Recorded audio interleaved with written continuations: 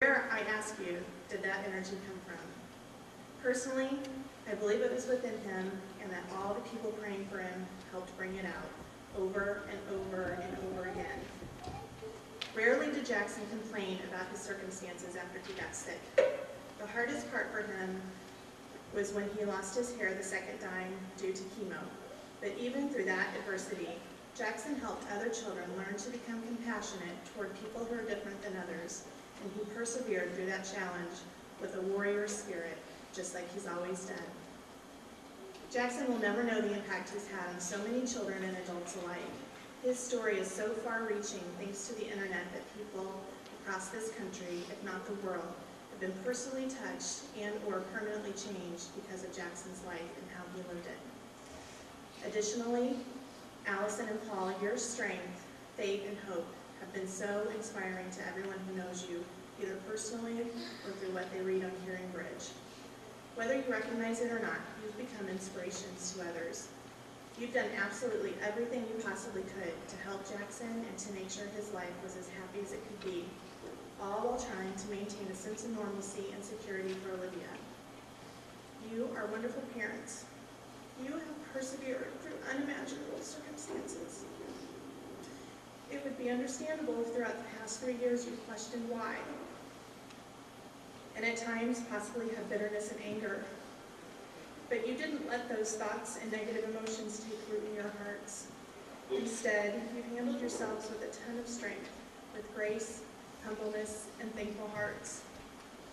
The outpouring of love and support you have received throughout the past 3 years, over and over and over again from people, is a testimony to how well you are loved and respected for who you are as a couple, as individuals, and as parents.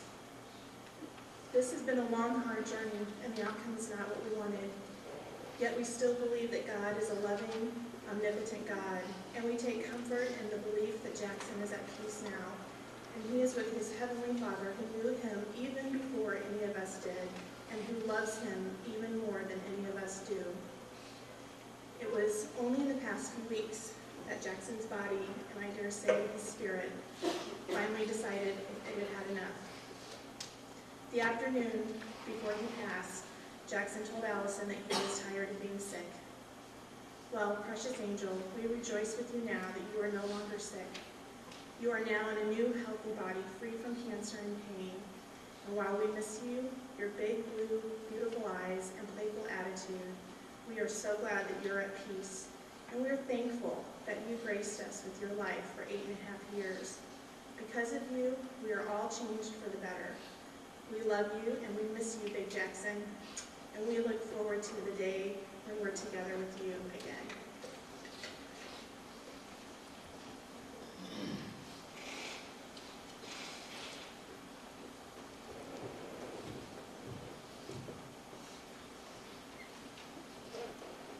Why don't we stand and sing Jesus Loves Me?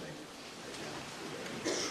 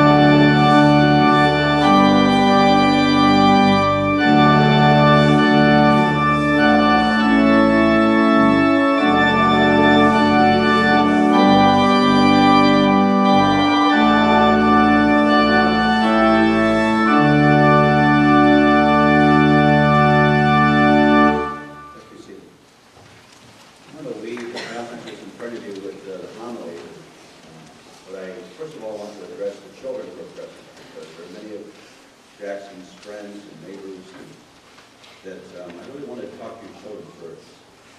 I know that one of Jackson's friends said, I feel I have a hole in my heart because Jackson's gone. And you want to know, why did Jackson die so young? I want to ask your children, I want you to let me know, how many of you ever been camping? You ever been camping? You ever gone camping? Stayed in a tent in your backyard? Or kind of raise your hands if you ever done any camping with a tent, traveling and so forth. And what's so neat about camping? You know, it's fun to do camping, right? It's kind of neat because you get to get away from the regular house and do something kind of special, and it's kind of neat to do that whole thing about tents. But if you had been in a tent the last couple of days, what would happen? With that 10 to 12 inches of snow, what would happen? Probably gotten sick. Yeah. One thing about tents, they're nice for a few days, but how many of you like to live in a tent forever? If you do, you're a special person. But the thing about tents is, you know, is that tents, they're kind of hot in the summer and cold in the winter. They don't have any kind of central heating and air conditioning. They're nice for a while, but to live in a tent for years and years is going to be difficult for us to do. And many of us have homes that are made of what? We have homes that are made of concrete, and bricks, and wood, right? And the value of being in a home like that is that it holds up better under the weather, doesn't it? You can have air conditioning in your home, you can have heat in your home, and but if people who live in tents for years and years all of a sudden came upon America and saw these homes that we live in, you think they'd want to stay in tents?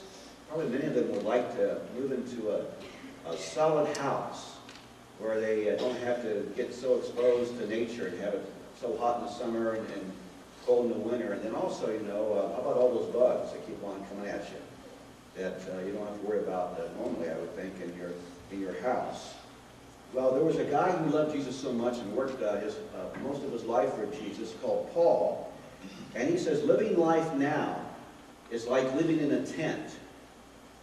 That the day will come when we will move away from the tent and move into heaven, which is even more beautiful than our solid homes. And so in a way, he calls our bodies are like tents. And some of our tents last for a few years, and some of our tents last for, well, George Beverly Shea, who worked at Billy Graham the last 60 years, will be 100 years old this Sunday, February 1st.